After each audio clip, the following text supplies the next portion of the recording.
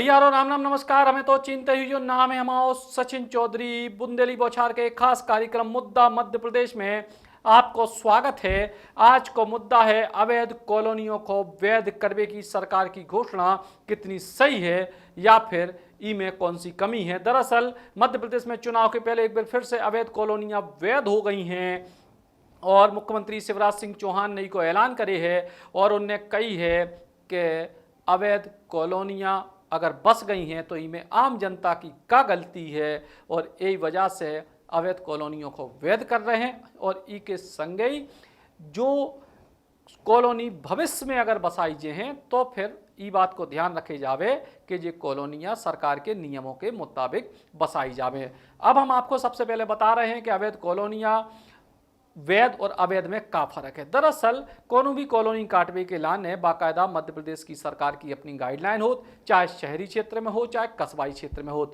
और ई के लाने अलग अलग स्तर पे परमिशन ली जाती है, अनुमति ली जाती है। कहूँ नगरीय जो सरकार हो के नगर निगम, नगर पालिका, नगर पंचायत स्तर पे या फिर जो बड़े महानगर हैं उनमें रेरा की भी मंजूरी ली जात, TNCP की भी मंजूरी ली जात। लेकिन पैसों के लालच में कई सारे बिल्डर अपनों पैसा बचावे के लाने और सस्ते प्लॉट मकान बेचवे के लाने अवैध कॉलोनियां बसा देते, यानी बिना अनुमति की। अब अनुमति और बिना अनुमति के बीच को फर्क जो है, एक तो सरकारी झंझटों से मुक्ति और दूसरों जो सरकारी नियम है कि कितनी चौड़ी रोड छोड़ने, सड़क, बिजली, पानी के कैसे इंतजाम करने हैं, पार्क के लाने कितनी जगह खुली छोड़ने हैं, प्लॉट कौन से साइज के कटने हैं, मकान के जो नक्शा है वे की तरीके से पास होने हैं, ये सारी जो सरकारी जो औपचारिकताएं हैं इनसे बच जात और यही के एवज में सस्ते में प्लाट बेच देत और या फिर सस्ते में मकान बेच देत। और इन पूरी की पूरी अवैध कॉलोनियों के निर्माण के पीछे स्थानीय प्रशासन को हाथ होते है और ई के संगई बिल्डर को अपनो लाभ मुनाफा होते है और बाकी कई जगह राजनीतिक संरक्षण भी होते हैं और यही के चलते बेतरतीब तरीके से कॉलोनियां बस जाती हैं।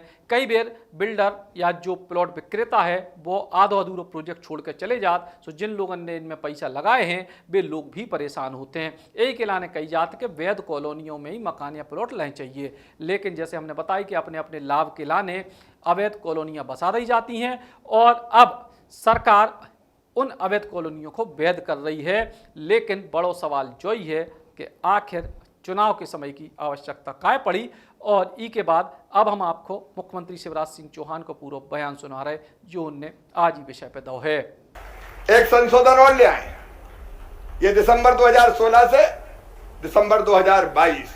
अरे जनता की सरकार है, भारतीय जनता पार्टी की सरकार गरीबों के सुख दुख की साथी है।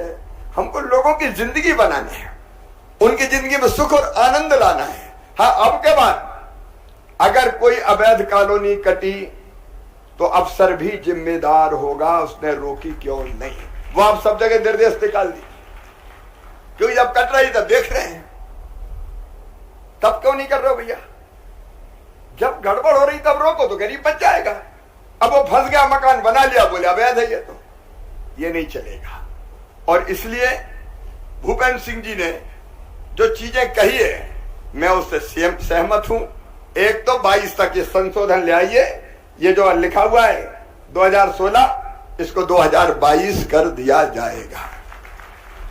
अब मुख्यमंत्री शिवराज सिंह चौहान ने सीधे तौर पर कही है कि जे कॉलोनियां तो अवैध से वैध हो गई हैं, लेकिन भविष्य में कोनो अवैध कॉलोनी नहीं बस में ई के लाने अधिकारियों की जिम्मेदारी तय करी है। लेकिन जो बयान तो पिछले 5 सालों से दो जा रहा है, बल्कि और कई सालों से दो जा रहा है।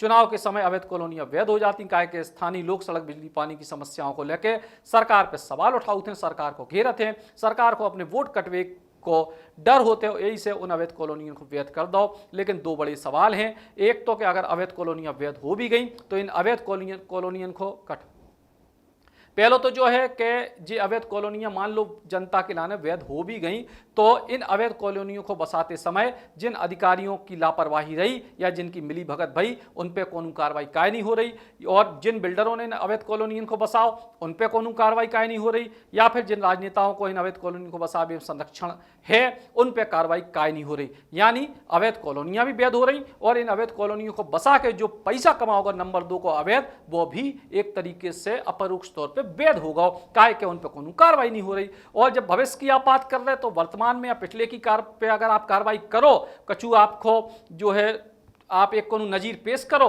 तो शायद उनको देख के भविष्य में अवैध कॉलोनियन को निर्माण नहीं हुई है, लेकिन ऐसा हो नहीं रहो। बड़ो सवाल जो ही है। दूसरा बड़ो सवाल जो है कि जब अवैध कॉलोनियां बिना नियम परमिशन के काटी गई कॉलोनियों पे आप उनको वैध करके उनको सब सुविधाएं दे रहे, तो कई बार ऐसी चीज हो जाती कि एक आध अनुमति को आम आदमी से छूट जाए या को ऐसे बिल्डर से छूट जाए जी बिल्डर ने सारी कॉलोनी अच्छे से बसाई है और एक आधी को चीज छूट जाए तो फिर सरकार ऊपर कार्रवाई काय करत। एक तरफ तो 100 में 100 नियम को उटोरबे तो कोनो कार्रवाई नहीं, उल्टे आप अवैध को वैध कर दो। और दूसरी तरफ अगर कोनो व्यक्ति 100 में 99 नियम पालन कर रहा हो, एक आध नियम में गलती हो जाए, चूक हो जाए, 1-2 फीट जमीन नायमाय हो जाए, सो आप ऊपर कार्रवाई कर दे, तुको चालान कर दे, रेरा से उसकी अनुमति निरस्त कर दे, तमाम तरीके की चीजें ऊपर कर दे। तो अगर आप गलत को साथ दे रहे ई जगह तो आप सही को भी साथ काय नहीं दे रहे, या फिर नियम अलग अलग हैं, काय के चुनाव जरूरी हैं, लोगों के वोट जरूरी हैं, ना कि सरकारी नियमों को पालन हो। वो